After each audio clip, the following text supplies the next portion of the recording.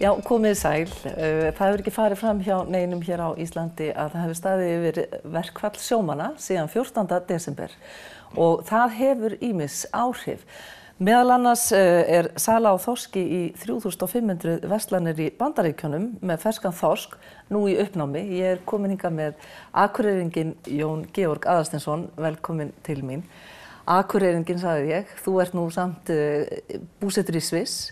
Hverra mann ert þú nú? Ég er, borinn og barnfæddur akureyringur en á engar ættir að rekja héðan. Mamma mín er skosk og pabbi er Hafnfirðingur. Já. En fluttu hérna með 7 börn og ég hef sem sagt alist upp hér alveg fram að 20. Kláraðir menntaskólann og fórstu í nám. Já. Þú ert búsettur í Sviss og þú ert að selja fisk. Hvernig fer það heim og saman? Hvernig kemur það heim og saman? Það, eins og svo margt í lífinu, var nú algjör tilviljun. Ég sem sagt lærði tölvunarfræði og skömmu eftir að ég kláraði tölvunarfræði þá stofnuðu ég og félagi minn Pétur Pétursson, sem er nú líka akureyringur. Já. Hugbúnaðarfyrirtæki sem heitir Menn og Mís og er ennþá starfandi og er að flytja út hugbúnað. Og úr því varð til fyrirtæki sem kannski fleiri þekkja sem heitir Mentor og það var Vilborg Einarsdóttir, kona Péturs, sem var nú með okkur í því og hún er nú hérna á landsbyggðinni líka, úr Mýrdalum. Já, ekki er það nú slæmt. Nei, en sem sagt svo var það að ég ákvað að fara í MBA-nám út í Sviss.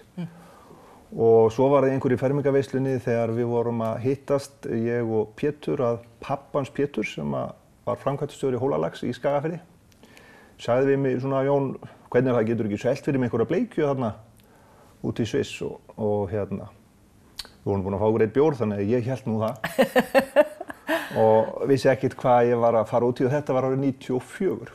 Já, 23 ár síðan. Reyndar sko var það nú þannig að þetta lenti nú mest á konunni minni, Hilmu Sveinsdóttur, því að ég var í fullri vinnu allan tíman. Þannig að hún bar nú hitana þungan af þessu til að byrja með. Og við sem sagt byrjuðum á að flytja inn bleikju og þetta var nú svona tómstunda gaman, bara fyrstu ári. Og seldur eitthvað? Sko það sem að mér kom kannski mest óvart, maður var alinn upp við það að við erum með besta fisk í heimi og svo framvegis og þegar við fórum að banka á dyr þarna, þá voru viðbrögðin ekkert sérstaklega jákvæð. Nú, hvernig er það? Menn sögðu sko við höfum reynt að eiga viðskipti við ykkur, Íslendinga. Já. Og það gengur ágætlega í stuttan tíma en ef að verðið er aðeins betra einhvers staðar annars staðar þá eru þið fljótir að hlaupa í aðrar áttir. Já. Þannig að ég var að glíma svolítið við svona traust í upphæði. En við byrjum hérna á að tala um verkfallið og það er að snerta allverulega sölu, möguleika og kannski eru bara markaðirnir í stóri hættu? Já, ég held ég geti ekki sagt annað.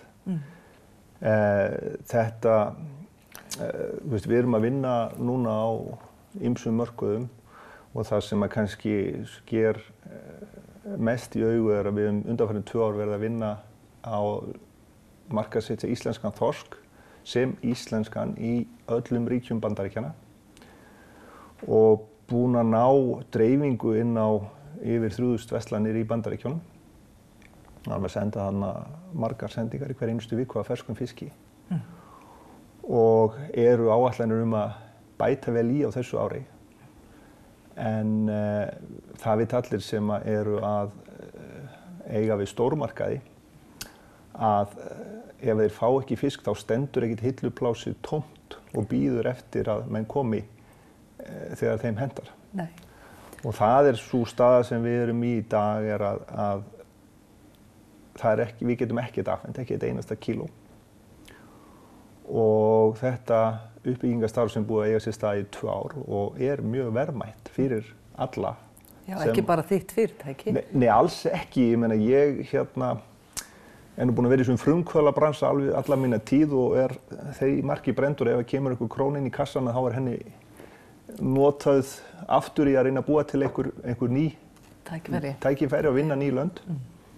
En sko tækifæri fyrir okkur Íslendinga einmitt að vinna í svona verkefnum til þess að vinna ný lönd fyrir íslenskan þorsk, þar af leiðandi auka eftirspurnina, þar af leiðandi hækka verðið og það kemur öllum til góða, sjómönnum, útgerðarmönnum og samfélaginu. En hvað stendur í vegi fyrir því? Jú, nú verkfall, heldur þessi markaður sé tapaður? Við reynum náttúrulega að, hanga þarna inni og hanga á roðinu? Já, við reynum að gefa fyrirheit og segja til dæmis það samningafundur og erum ekki að mála myndina svo svart þannig að hreinskilna svarið að ég veit það ekki. Nei. Það eiginlega ekki hægt að segja til en ég veit að það er mjög mikil óánægja og það eru mjög mikil spurningar og það sem að sko kannski, þú veist, við erum á sumu leyti í samkeppni við Norðmenn í þorski. Hvað eru við að veiða miðað við þá til dæmis? Já, við erum að veiða 240.000 tonn á ári og þeir eru með eitthvað held ég 400.000 tonn þannig að við erum svona hálfdrættingar á við þá. Já. En það sem við höfum, okkar styrkur við erum að veiða þorsk allt árið og getum afhentan ferskan allt árið. Já. Og það er óhemju mikill styrkur. Já. Norðmenn gera þetta að veiða kannski 5 mánuði á ári, svona mestu leyti. Og þetta gera það að kleift að stórmarkaðir út í heimi eru tilbúnir að segja, við erum til í að taka ykkar fisk ef þið getið afhent hver einustu viku. Já. En þess vegna þetta eins og að lenda í svona aðstöðu eins og núna mjög slæmt vegna þess að núna búið að slá þetta tromp úr höndunum á okkur. Já. Og þá fara menn að hugsa sig, já það kannski ekki skynsamlegt að vera eingöngu með íslenskan fisk og merkja hann sem íslenskan ef ég á þá hættu að standa tómhentur í einhverja vikur á ári. Þá kannski betra að dreifa áhættunu og vera með norskan fisk líka og blanda þessu einhvern veginn saman. En þeir eru að sigla fram úr okkur í markaðsmálum, Norðmenn, og hafa þar langa reynslu af laxinum. Er það ekki rétt hjá mér? Já, það er sko, Norðmenn eru að gera marga hluti mjög vel, alveg svo við Íslendingar eru að gera marga hluti mjög vel. Ég myndi segja að það sem að okkar styrkur, ef við tölum þorskin, er það að við erum sennilega bestir í heimi, ég tek svolítið stórt upp með en ég held að það sé ekki fjarlægi, í veiðum og vinnslu á fiski, í að stýra veiðunum, vinna hann, skera hann og koma honum út á flugvöll eða í skip. Það er kannski eftir að við erum komin út á flugvöll og þegar við erum komin út á markaðan, þar eru við kannski veikari fyrir og þar eru Norðmennir sterkari. Já. Þeir hafa borið gefið til að vinna saman í sölu- og markaðsmálum og eru með norskt útflutningsráð fyrir fisk sem að fær tekjur á hverju útseldu kílói og þannig hafa þeir yfir miklum fjármunum að spila. Hvað miklum? Ég held séu vel yfir 7 milljarðar króna.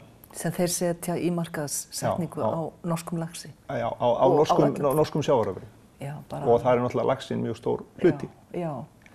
En við, hvað erum við? Við erum sko, ég er nú ekki sérfræðingur þessu en ég gáði á vef Íslandsstofu, mér sýndist að við séum með 1 milljarð fyrir Íslandsstofu, en þar er náttúrulega fiskur bara hluti, við erum þar með ferðaþjónustuna og skapandi greinar, iðnað og svo framvegis og sjávarútvegurinn er þar. Þannig að ég veit ekki hver talan, en hún skiptir kannski einhverjum hundruðum milljóna, en það er bara brot af því sem Norðmenn er að gera.